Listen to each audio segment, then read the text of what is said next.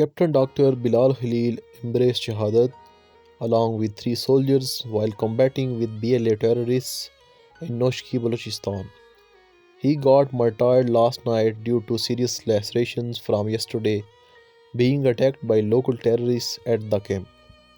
Late night BLA terrorists carried out an attack in Noshki and Panjgor, which was beaten back by our brave sons of the soil.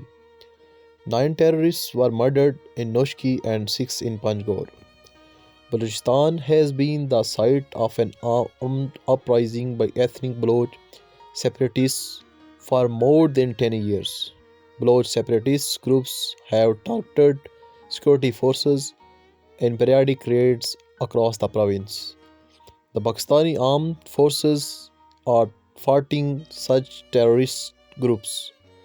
Now the need for time is to embark on a grand operation against BLA in Balochistan. India perpetually funded such groups and their involvement remains notable. For the sake of illustration, Ajeet Doval spent 7 years in Pakistan. Surely he grew up such a terrorist group. Also, Major Gaurav Arya's statements about BLA in many interviews are proof of Indian involvement in Balochistan.